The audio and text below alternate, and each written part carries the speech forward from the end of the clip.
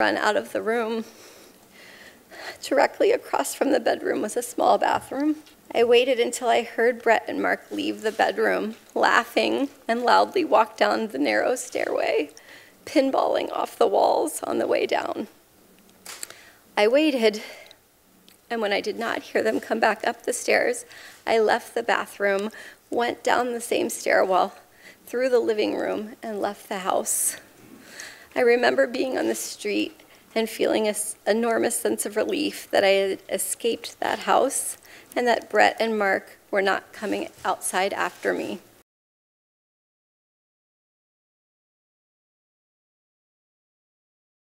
Brett's assault on me drastically altered my life.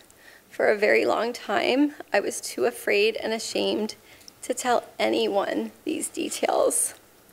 I did not want to tell my parents that I, at age 15, was in a house without any parents present, drinking beer with boys. I convinced myself that because Brett did not rape me, I should just move on and just pretend that it didn't happen. Brett's assault on me drastically altered my life. Over the years, I told very, very few friends that I had this traumatic experience. I told my husband before we were married that I had experienced a sexual assault.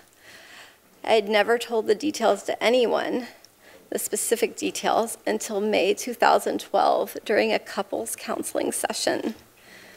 The reason this came up in counseling is that my husband and I had completed a very extensive, very long remodel of our home, and I insisted on a second front door, an idea that he and others disagreed with and could not understand. In explaining why I wanted a second front door, I began to describe the assault in detail. I recall saying that the boy who assaulted me could someday be on the US Supreme Court, and spoke a bit about his background at an elitist all-boys school in Bethesda, Maryland. My husband recalls that I named my attacker as Brett Kavanaugh. Extensive, very long remodel of our home, and I insisted on a second front door, an idea that he and others disagreed with and could not understand.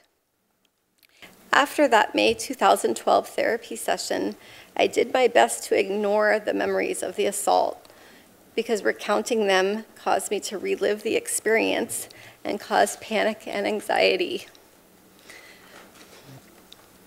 Occasionally, I would discuss the assault in an individual therapy session, but talking about it caused more reliving of the trauma, so I tried not to think about it or discuss it. But over the years, I went through periods where I thought about the attack. I had confided in some close friends that I had had an experience with sexual assault. Occasionally, I stated that my assailant was a prominent lawyer or judge, but I did not use his name. I do not recall each person I spoke to about Brett's assault, and some friends have reminded me of these conversations since the publication of the Washington Post story on September 16, 2018. But until July 2018, I had never named Mr. Kavanaugh as my attacker outside of therapy. This changed in early July 2000.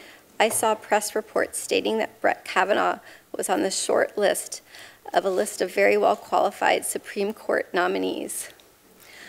I thought it was my civic duty to relay the information I had about Mr. Kavanaugh's conduct so that those considering his nomination would know about this assault. On July 6th, I had a sense of urgency to relay the information to the Senate and the President as soon as possible before a nominee was selected. I did not know how specifically to do this. I called my congressional representative and let her receptionist know that someone on the President's shortlist had attacked me. I also sent a message to the encrypted Washington Post confidential tip line. I did not use my name, but I provided the names of Brett Kavanaugh and Mark Judge. I stated that Mr. Kavanaugh had assaulted me in the 1980s in Maryland. This was an extremely hard thing for me to do, but I felt that I couldn't not do it. Huffington Post confidential tip line. I did not use my name, but I provided the names of Brett Kavanaugh and Mark Judge. I stated that Mr. Kavanaugh had assaulted me in the 1980s in Maryland.